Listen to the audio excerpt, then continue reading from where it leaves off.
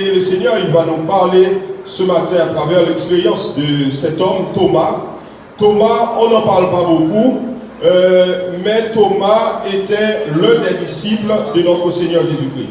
Thomas faisait partie des 12 apôtres. Donc on sait que Judas, lui, il s'est suicidé quelques jours avant, parce que c'était lui donc, le coupable qui avait livré le Seigneur Jésus. Donc il restait 11 disciples, donc, qui étaient les 11 apôtres, qui étaient très proches de notre Seigneur Jésus-Christ, qui était ce qu'on appelle le cercle rapproché de notre Seigneur Jésus-Christ. Donc les 10 étaient à la chambre haute, mais il manquait Thomas. On se demande où était Thomas.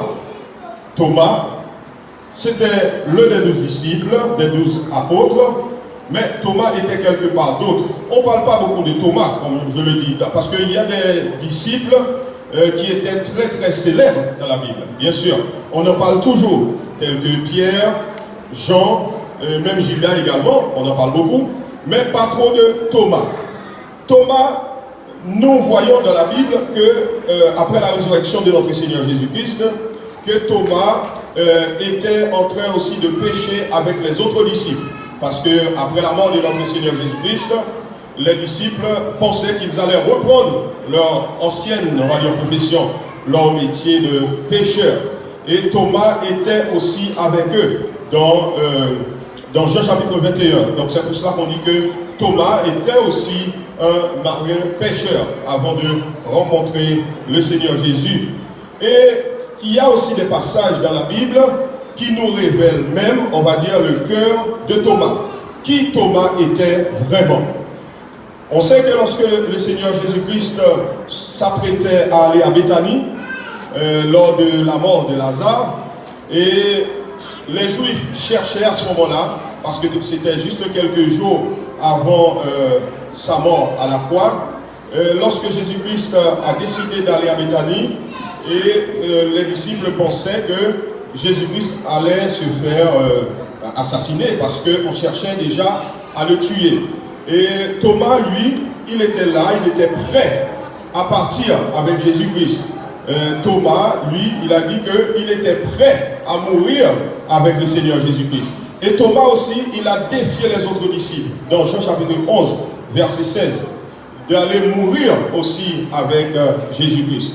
On voit que Thomas était quelqu'un qui était, on va dire, très loyal envers le Maître, très loyal envers Jésus-Christ.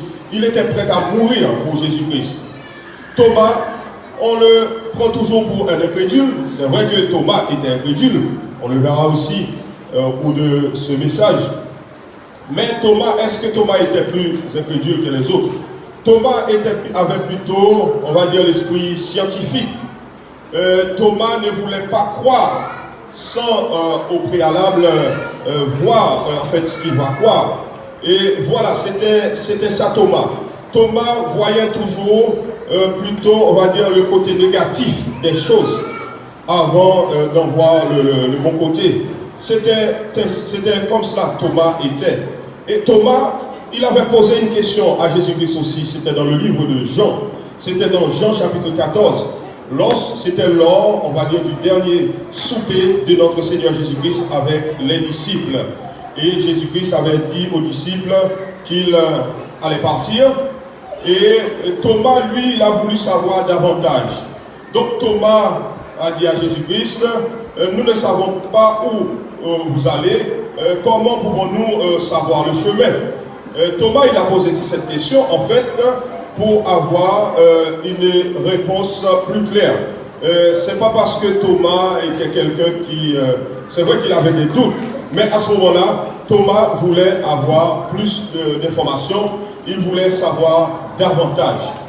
Thomas était un peu sceptique, mais on peut dire que c'était un scepticisme qui était quand même ouvert à de nouvelles choses. Thomas était prêt, bien sûr, à croire à ce que le maître, en fait, disait. Mais Thomas, comme je le disais tout à l'heure, Thomas avait plutôt l'esprit scientifique. Il faut qu'on voit aussi, dans le passage qu'on vient de lire, les disciples qui étaient à la chambre haute, donc les 10, eh bien, ils voulaient aussi avoir des preuves. il voulait s'assurer aussi que c'était bien Jésus-Christ, c'était bien leur maître. Et Thomas voulait aussi, on va dire, la même preuve.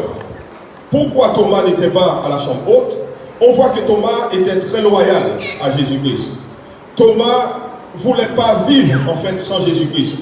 Et comme on le voit dans Jean, comme je l'ai cité tout à l'heure, Jean chapitre 11, verset 16, Thomas préférait mourir que de vivre sans Christ, on va dire, sur cette terre. C'est pour cela que Thomas s'était enfermé quelque part. Thomas était quelque part, il n'était pas avec les autres disciples, parce que Thomas était déprimé, Thomas était abattu, Thomas était découragé. C'est comme si donc, le monde de Thomas s'était effondré lorsque Jésus-Christ est mort à la croix. Thomas ne voyait plus d'espoir parce que Thomas avait placé toute, on va dire, sa confiance, tout son espoir en Jésus-Christ. Et Thomas avait cette image de Jésus-Christ qui était mort sur une croix.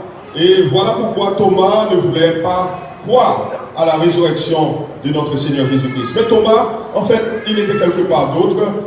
Thomas, il était très loyal envers notre Seigneur Jésus-Christ d'après les éléments que nous avons.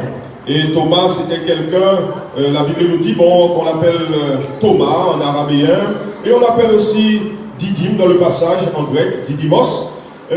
Donc les deux termes, soit araméen ou grec, donc les deux termes Thomas, les deux noms Thomas et Didyme veulent dire jumeaux. C'est pour ça qu'on croit que Thomas avait un frère ou une sœur jumelle. Et on associe toujours Thomas à Matthieu, parce que vous voyez, quand on lit la liste des apôtres, on les cite toujours par deux. Par exemple, on commence par Simon-Pierre et son frère André. Et on parle de Philippe et Barthélemy.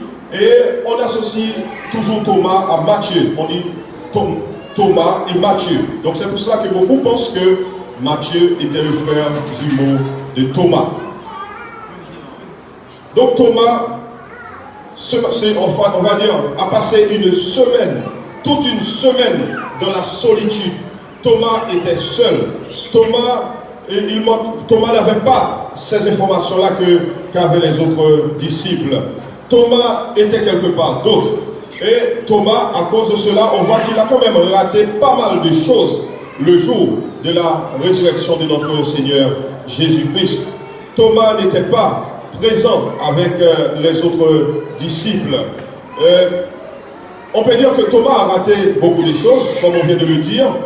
Thomas a raté la paix que Jésus-Christ a donnée aux autres disciples.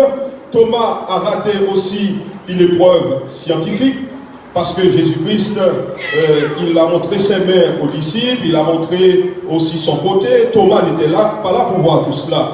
Thomas n'a pas pu voir aussi la puissance de notre Seigneur Jésus-Christ, parce que après sa résurrection, Jésus-Christ est devenu, la Bible nous dit, Fils de Dieu avec puissance. Ce qu'il ne faisait pas auparavant, eh bien, après sa résurrection, il le faisait. Jésus-Christ est entré dans une chambre qui était fermée. Les portes étaient fermées. Et d'ailleurs, on l'avait dit dimanche dernier, Jésus-Christ était sorti du tombeau, pas parce qu'on avait roulé la pierre, parce que Jésus-Christ était déjà sorti avant de rouler la pierre. Donc l'ange a roulé la pierre pour que les hommes puissent avoir accès au tombeau, puissent voir ce qui se passait à l'intérieur du tombeau. Mais Jésus-Christ était déjà parti. Et Jésus-Christ, il est puissant. Il peut aller où il veut. On ne peut pas l'empêcher d'entrer quelque part. Parce que Jésus-Christ, on peut dire qu'il n'a pas de limite. Alléluia. Parce qu'il est tout puissant. Oui, il a pu entrer dans la chambre. Et quand il est entré, les portes étaient fermées. Eh bien, il a dit aux disciples, la paix soit avec vous. Thomas n'était pas là pour expérimenter la puissance de notre Seigneur Jésus-Christ ce jour-là. Donc Thomas, il a été béni, mais par la suite, on va dire quelle que soit la raison pour laquelle Thomas était absent, eh bien Thomas a raté beaucoup de choses. Et c'est pour cela que je vous encourage à servir le Seigneur malgré les découragements, malgré ce qui pourrait arriver dans la vie. il ne faut pas que les choses de la vie nous empêchent d'expérimenter la présence du Seigneur. Est-ce que vous le croyez ce matin? Amen. Il faut prendre le dessus. Thomas était abattu, effectivement, mais ce n'était pas une raison pour rater, on va dire, les bénédictions de Dieu ce matin-là. Et on voit qu'aujourd'hui, que les gens sont tellement occupés, ils ont tellement de choses à faire, et ils ont très peu de temps pour être, on va dire, dans la présence du Seigneur. Et comme on le voit depuis dimanche dernier, Jésus-Christ, en fait, il sait où se trouvent les siens. Et surtout, quand on a un endroit où on se rencontre pour l'adorer. Comme je le disais, Jésus-Christ, il se réunissait avec les disciples à la Chambre. C'était le QG, on peut le dire. Et les 10 disciples quand même étaient présents, ils étaient là. C'est vrai que d'habitude, apparemment, ils ne fermaient pas les portes. Mais ce dimanche-là, ils ont fermé les portes parce qu'ils avaient peur. Comme on l'a dit, ils avaient peur de subir le même supplice que notre Seigneur Jésus-Christ. Mais ils étaient quand même présents. Et ils ont expérimenté la présence de Dieu. Et qu'est-ce que le Seigneur, il nous dit? Nous, eh bien, lorsque 2 ou 3 sont assemblés en mon nom, je suis présent au milieu d'eux. Alléluia. Est-ce que vous croyez à cette parole? Amen. Parce que c'est quand même le Seigneur Jésus-Christ qui l'a dit. Et lorsque nous nous réunissons en son nom. Donc ça veut dire qu'il est présent parmi nous. Et c'est pour cela que nous recevons toujours des bénédictions lorsque nous venons dans la présence du Seigneur. Alléluia. C'est vrai qu'il y en a d'autres qui vont venir encore. Ils vont aussi recevoir des bénédictions, mais ils n'auront pas ces premières bénédictions de la part de notre Seigneur Jésus-Christ. Eh bien, les disciples, autres disciples, ils ont donc expérimenté ces bénédictions de la part du Maître, parce qu'ils étaient présents. Donc Thomas, comme on l'a dit, Thomas, donc ce premier dimanche, qu'on appelle dimanche de résurrection, Thomas, il a raté beaucoup de choses. La présence du Seigneur. Il a aussi raté la puissance du Seigneur. Thomas, il a raté la paix du Seigneur, la paix que Jésus donne, c'est-à-dire cette paix profonde. Comme l'apôtre Paul le dit, la paix qui surpasse toute intelligence. Oui, c'est une paix qui n'est pas comparable à la paix que ce monde procure. C'est la paix de Jésus-Christ, c'est cette paix-là qu'il nous faut et c'est cette paix que le monde a besoin. Alléluia. Et les disciples, ils ont expérimenté cette paix. Et Thomas, il a aussi raté quoi? Il a raté une épreuve scientifique, comme je le disais. Eh bien, le Seigneur, il a montré aux disciples ses mains, son côté percé. Il a raté aussi une promotion.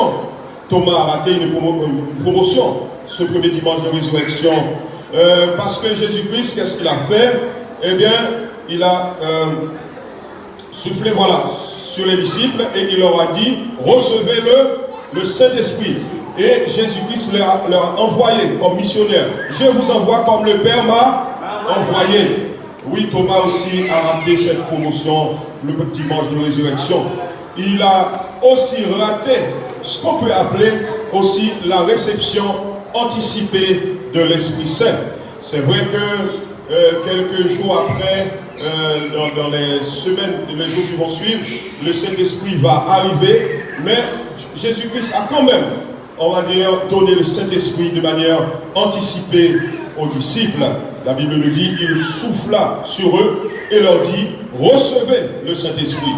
Donc, lorsqu'on n'est pas dans la présence de Dieu, on voit qu'on rate beaucoup de bénédictions. Donc, c'est pour cela que Jésus-Christ, il nous demande, en tant que communauté, et on voit que c'est comme cela que l'Église a commencé, dès que les disciples ont reçu l'Esprit Saint, et qui a été le jour de l'inauguration de l'Église, et les disciples se réunissaient toujours. Et à l'époque, on sait qu'il n'y avait pas encore de grands bâtiments comme aujourd'hui. On peut construire de grands édifices. Eh bien, les disciples se réunissaient toujours dans des maisons. Mais ils se réunissaient, bien sûr, pour expérimenter la présence du Maître. Alléluia. Et ce matin, nous expérimentons la présence du Seigneur parmi nous. Est-ce que vous le croyez? Il est présent parmi nous parce qu'il le dit, il fait une promesse, il est parmi nous. Et nous sommes là en son nom, il est là parmi nous. Et c'est pour cela que nous pouvons recevoir des bénédictions. Alléluia. Et lorsque nous sortons du temple, parfois nous nous sentons forts, nous nous sentons bien, même si nous sommes arrivés découragés, mais nous sommes par la suite encouragés. Alléluia. Parce que la présence du Seigneur est là parmi nous. Et c'est ce que Thomas, donc, il a raté ce premier dimanche de résurrection. Et on va dire, en dépit de ce que les autres lui ont dit aussi, on voit que Thomas était quand même incrédule. C'est vrai qu'on a remis un peu la pendule à l'heure pour dire que bon, il était incrédule, bon, pas plus incrédule que les autres, mais on va dire que Thomas, on lui donne en fait cette étiquette qu'il était quand même un incrédule. Thomas était incrédule. Vous savez que les autres disciples, ils ont expérimenté tout cela. Ils ont vu le Seigneur. Ils ont été voir Thomas, parce que Thomas n'allait pas savoir. Ils ont été voir Thomas pour lui dire qu'ils ont vu le Christ ressuscité. Eh bien, Thomas, il a quand même résisté. Il a dit non, je ne crois pas. Si je ne vois pas ses mains, si je ne vois pas son côté qui était percé, donc je ne croirai pas. Je ne croirai pas. Et les disciples ont essayé de convaincre Thomas. Et le temps qu'on emploie en grec, c'est un présent passif. Donc, ce qui veut dire qu'ils ont répété cela plusieurs fois à Thomas. Et Thomas n'a pas voulu croire. Et à un moment donné, Thomas a dit non, je ne croirai point si je ne le vois pas. Et ils ont dû passer un long moment avec Thomas pour le convaincre à être là le dimanche suivant. Et finalement, on voit que Thomas, quand même, il a accepté. Il était présent à la chambre haute lorsque le Seigneur Jésus-Christ est apparu 8 jours suivant, le dimanche suivant à la chambre haute. Thomas était présent. Même s'il était incrédule, même s'il ne croyait pas, mais finalement, il s'est laissé transpercer. Et aujourd'hui, c'est vrai qu'il y a beaucoup qui veulent avoir des preuves scientifiques. Et c'est pour cela que Jésus-Christ, il le dit dans le passage, dans le dernier verset que je lis, le verset 29. Il dit, parce que tu m'as vu, tu as cru. Heureux ceux qui n'ont pas vu et qui ont cru. Alléluia. Oui, nous ne demandons pas ces preuves parce que nous expérimentons la présence de Dieu. Nous croyons en la parole de Dieu. Alléluia. Nous ne le voyons pas physiquement parmi nous, mais nous sommes sûrs que Jésus-Christ est présent parmi nous. Alléluia. Et aujourd'hui, nous le croyons aussi que nous sommes le temple du Saint-Esprit. Alléluia. Jésus-Christ est avec nous partout où nous passons. Il vit à l'intérieur de nous. Alléluia. Jésus-Christ, il est si grand, mais il est aussi si petit qu'il peut vivre à l'intérieur de nous. Alléluia. Si nous avons cette énergie, c'est parce que l'Esprit Saint est en nous. Jésus-Christ nous a envoyé l'Esprit Saint. Et parfois, lorsque nous sommes fatigués, moi, je fais cette expérience.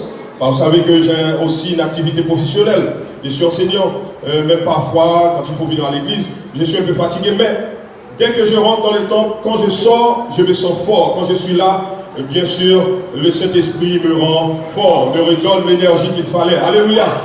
Et c'est pour cela qu'il ne faut pas négliger d'être dans la présence du Seigneur. Il y a beaucoup qui veulent avoir des preuves scientifiques. Il y a beaucoup qui veulent, je ne sais pas qu'est-ce qu'ils veulent encore. Mais Jésus-Christ le dit, heureux ceux qui croient, bien sûr, sans avoir vu. Et aujourd'hui, on ne voit pas physiquement le Seigneur, mais il est là, il est au contrôle. Et malheureusement, ceux qui ne le croient pas, qui ne croient pas en Jésus-Christ, ne pourront pas expérimenter, on va dire, sa puissance transformatrice. Et comme on va le voir, Thomas va être transformé. Thomas ne sera plus pareil parce que Thomas a rencontré le Seigneur Jésus personnellement. Alléluia. Amen. Je peux vous parler de Jésus. Quelqu'un d'autre peut vous parler de Jésus. Mais si vous ne l'expérimentez pas personnellement, je peux vous dire, vous ratez l'essentiel. Vous ratez ce qu'il ne faut pas rater. On peut vous parler de Jésus-Christ, vous pouvez apprendre beaucoup de choses sur Jésus-Christ, mais si vous n'avez pas cette relation personnelle avec Jésus-Christ, eh bien je peux vous dire que vous n'êtes pas encore là. Vous ne pouvez pas encore expérimenter la présence de Dieu. Et Thomas, il l'a fait. Thomas acceptait, il était présent. Il était au bon endroit et au bon moment le dimanche suivant. Alléluia. Là, Thomas va faire la même expérience que les disciples. Et là, on peut parler de Thomas comme étant un homme transformé. Thomas a mis de côté l'incrédulité parce que bon, il a été transformé. Et je peux vous dire ce matin, tant qu'on ne rencontre pas le Seigneur Jésus-Christ de manière personnelle, eh bien les doutes sont encore là. les problèmes sont encore là, les vices sont encore là, et on se bat tout seul. On n'a pas cette puissance transformatrice, on va dire, qui est l'Esprit Saint en nous pour nous aider à pouvoir tenir. Et c'est ce qui va se passer dans la vie de Thomas. Thomas va faire cette expérience. Ça ne veut pas dire que Thomas n'était pas un serviteur de Dieu. On voit que Thomas faisait partie des disciples, mais il fallait cette rencontre spéciale avec le Seigneur Jésus-Christ pour pouvoir être transformé. C'est vrai que on voit, comme je le dis, la Bible après ne nous donne pas beaucoup d'informations sur Thomas. Et on voit que la dernière fois qu'on voit Thomas dans la Bible, c'était le jour de la Pentecôte, dans le livre des Actes des Apôtres. C'était là qu'on a vu Thomas pour la dernière fois. Mais je peux vous dire que Thomas était devenu un grand serviteur de Dieu. Parce qu'il a fait cette rencontre. Thomas, il a mis de côté les doutes. Et Thomas, il a donné le titre qu'il fallait à notre Seigneur Jésus-Christ. Alléluia. Amen. Regardez dans le passage, qu'est-ce que Thomas, il a dit lorsqu'il a vu Jésus-Christ. Regardez ce que Thomas, il a dit ici, c'est au verset 28. Il a dit, mon Seigneur et mon Dieu. Alléluia. Amen. Mon Seigneur et mon Dieu. Est-ce que Jésus-Christ est votre Seigneur et votre Dieu ce matin? Amen. Thomas, il a fait cette confession. Il a compris cela. Et là, il a expérimenté Jésus-Christ d'une autre façon. Et je peux vous dire qu'il y a eu ce changement radical dans la vie de Thomas. Thomas, c'est vrai qu'il y a des livres que nous n'avons pas dans ce qu'on appelle canon, le livre sacré, la Bible. Mais vous savez que les autres disciples ont aussi écrit sur Jésus-Christ. Thomas, lui, il a écrit 2 livres. Il a écrit l'évangile selon Thomas. C'est vrai que l'Église n'a pas jugé bon donc de garder cet évangile. Mais si vous allez même maintenant sur Internet, vous pouvez lire l'évangile selon Thomas. C'est vrai qu'il y a certaines traditions chrétiennes qui ont quand même donné la valeur qu'il faut à ce livre. C'est-à-dire on prend ce livre comme un livre d'enseignement et on l'enseigne et on trouve beaucoup d'informations dans ce livre. Et dans ce livre, on trouve surtout les citations, tout ce que Jésus-Christ disait dans le livre de Thomas. Thomas, il y a aussi l'acte de Thomas. Et il y a aussi la tradition des apôtres, la tradition des pères de l'Église. Ils ont beaucoup parlé de Thomas. Les pères de l'Église appellent Thomas et Sept. Et il y en a beaucoup d'autres, donc les apôtres, ils l'appelaient Didyme. Et ils l'appelaient aussi Didyme à travers les siècles. Mais on trouve beaucoup quand même de littérature sur Thomas. Et il y a beaucoup qui ont écrit, qui ont parlé de Thomas. Et on voit ce que Thomas est devenu. Vous savez que Thomas était devenu un brave missionnaire pour Jésus-Christ. Oui, Thomas était un grand missionnaire. Thomas qui était abattu, qui pensait que son monde était effondré lorsque Jésus-Christ est mort à la croix. Et Thomas qui ne voulait pas croire en la résurrection de Jésus-Christ sans qu'il ait au préalable, sans qu'il le voie. Eh bien, Thomas est devenu un grand missionnaire. Thomas, il a apporté l'évangile en Perse. Thomas, c'est lui aussi qui a apporté l'évangile en Inde. Et si vous allez en Inde, vous allez voir qu'il y a une colline qu'on appelle Mont Saint-Thomas. Et surtout en Inde du Sud, vous allez voir qu'il y a beaucoup d'églises qui retracent leur origine de l'époque de Thomas. Et il y a une grande église à Chennai qu'on appelle Saint-Thomas. Et c'est là qu'on a enterré Thomas. Aujourd'hui encore, si vous allez en Inde, vous allez voir cela. C'est lui qui a évangélisé cette partie du monde. Il était devenu un brave missionnaire pour Jésus-Christ. Alléluia. Alléluia. C'est vrai qu'on voit qu'il ne croyait pas que Jésus-Christ l'ait ressuscité les morts. Mais finalement, lorsqu'il a été convaincu, lorsqu'il a vu le Christ, eh bien Thomas a été transformé. Thomas n'était plus pareil. Thomas était, c'est vrai que depuis avant, il était prêt à mourir pour Jésus-Christ. Mais Thomas, eh bien, ce qu'il a fait par la suite, c'était extraordinaire. Et Thomas, c'est vrai que, d'après l'histoire, Thomas a été martyrisé. Thomas, il a été martyrisé là où il a porté l'évangile parce qu'en Inde, il y avait beaucoup d'ennemis du Seigneur là-bas. Mais le Seigneur, il a voulu ainsi. C'est un pays où on trouve beaucoup de bouddhistes. Et donc ils ont leur Dieu. Et il y a beaucoup qui n'étaient pas contents. Et vous savez que finalement, ils ont assassiné Thomas avec une lance. Donc c'est pour cela qu'on voit que dans la tradition catholique, quand on voit Thomas, on le voit toujours avec une lance, parce qu'on l'avait assassiné avec une lance. Et Thomas donc a sa place dans la vie, on va dire dans l'église, parce que Thomas est quelqu'un qui a beaucoup œuvré pour la propagation, on va dire, de l'évangile. Oui, il était devenu un brave homme. Et aujourd'hui, je peux vous dire que le Seigneur, il transforme encore les vies. Il y en a qui entendent parler de Jésus-Christ. Il y en a qui n'ont pas encore expérimenté ce pouvoir, cette puissance dans leur vie. Mais la main de Jésus-Christ est encore tendue. Il veut les rencontrer pour qu'ils puissent expérimenter cette puissance. Alléluia. Oui, si vous expérimentez cette puissance, vous n'allez plus avoir peur de ce qui se passe dans le monde. Vous voyez tout ce qui se passe dans le monde en ce moment. Le monde est très bouleversé. C'est vrai que ça a toujours été, mais encore plus aujourd'hui. On voit qu'il y a la guerre partout. Et maintenant, il y a beaucoup qui pensent que très bientôt, le monde touchera à sa fin. Ils pensent que, bon, pour beaucoup de scientifiques, ils pensent que les puissances nucléaires vont mettre une fin à ce monde. Et c'est vrai qu'il suffit d'appuyer sur une gâchette.